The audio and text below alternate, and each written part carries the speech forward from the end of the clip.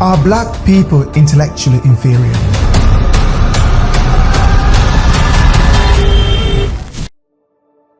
Are all of Africa's problems made in London, Paris, or Berlin?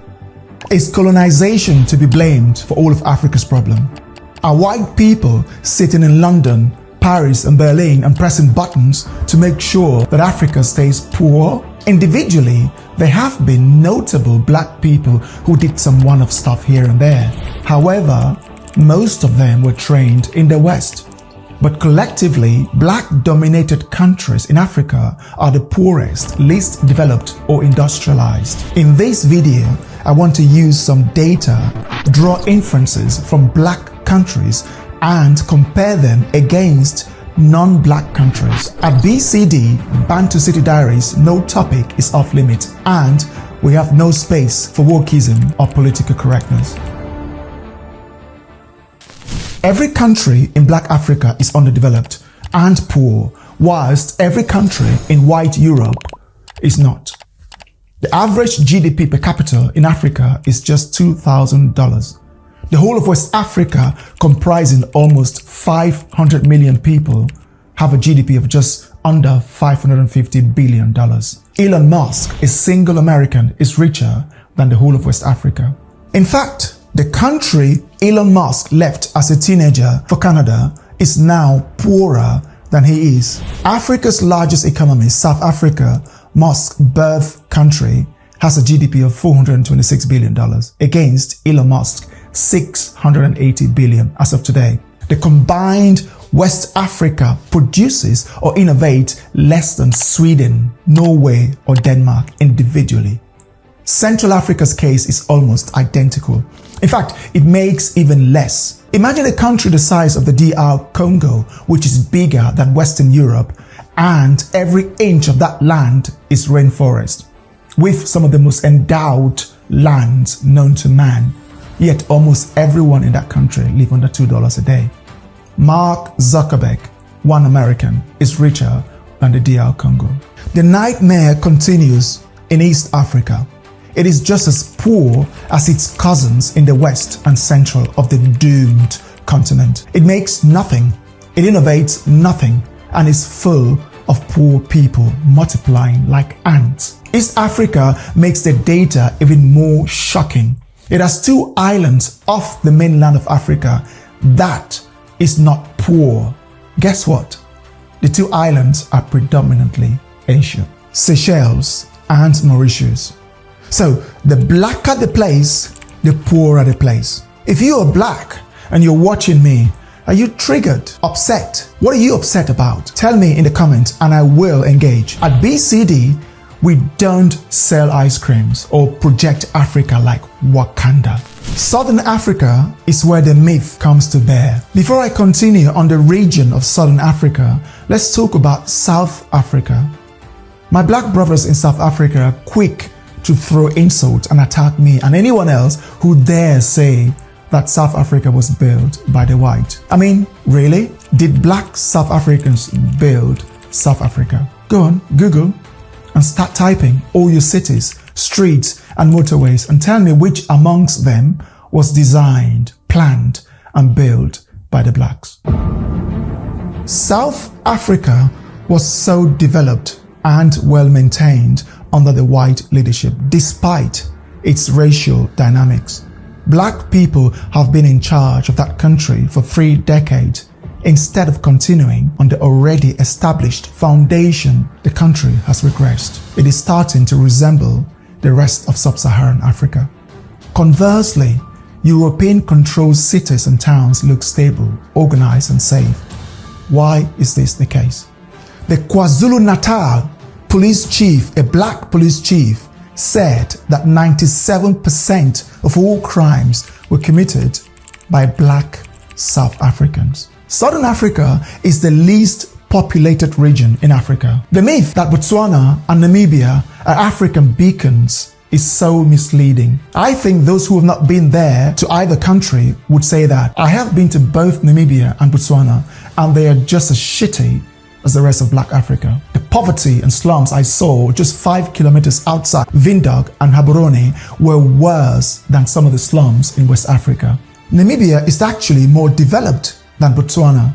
Gaborone is terribly underdeveloped and poverty is wreaking havoc. Elon Musk is now wealthier than the entire region of Southern Africa, not just his birth country, South Africa. It makes no freaking sense, my friends. When Zimbabwe's white population controlled the economy and country, Zimbabwe was one of the cleanest and most organized countries in Africa.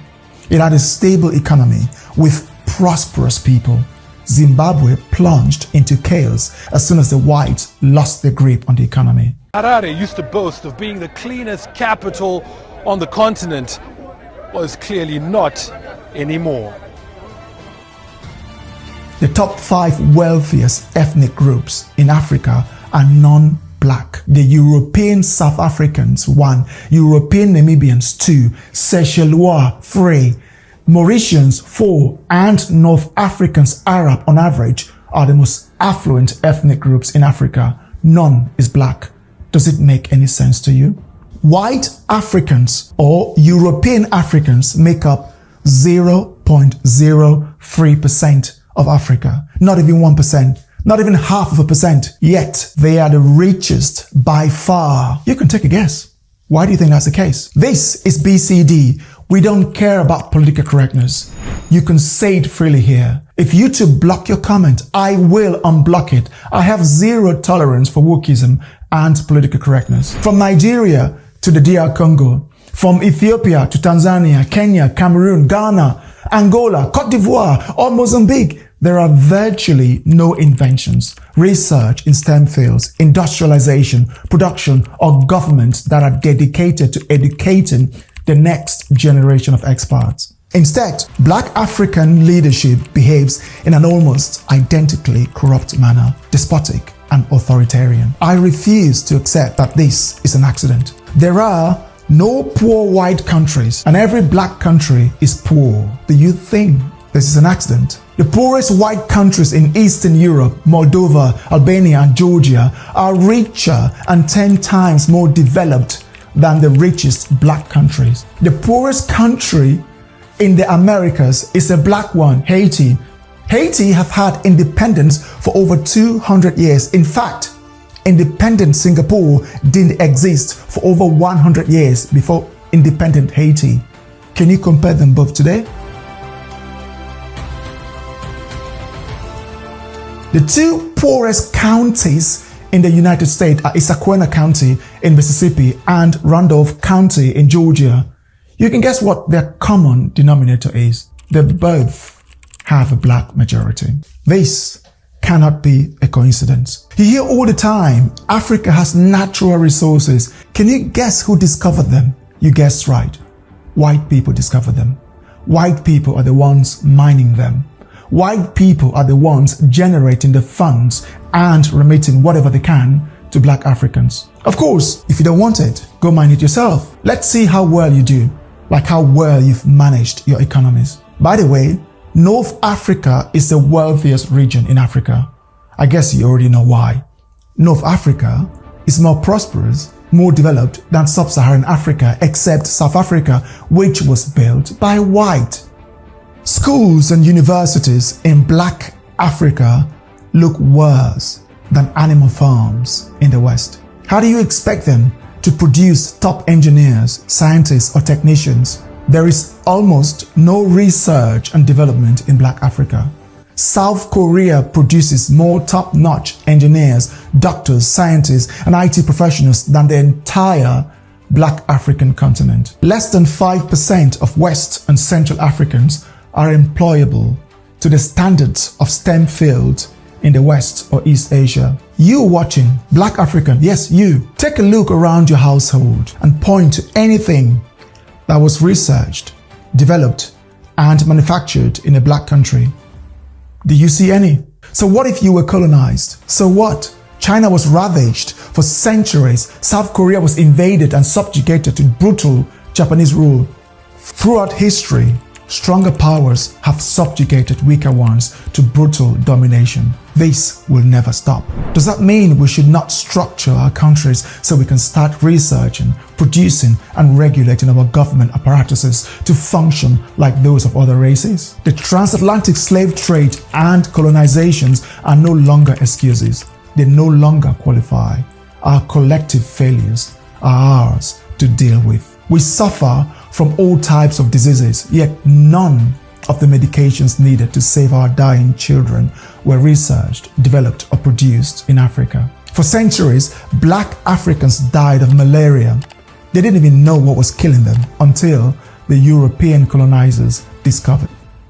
All the medication and treatment that Africans need to stay alive are made outside Africa by non-Africans. No one who lives like this can command respect. Until the world begins to display products made in Nigeria, Ghana, Cote d'Ivoire, Kenya, Tanzania, Angola, and other African nations on their shelves, mega stores, high street, and homes, the Black African will not be respected, and the data will continue to point to a potential intellectual deficiency. Until our institutions are rock solid and transparent, and our educational systems are producing space scientists, medical doctors, and other skills based on Black Africa's research and curriculum without regurgitating already established Western standards, Black Africans will continue to face disrespect, and the data will continue to point to an intellectual deficiency. If you think we're wrong, if you think we missed anything, please leave them in the comment section below. And also, don't forget to like, share, and subscribe. Thanks for watching.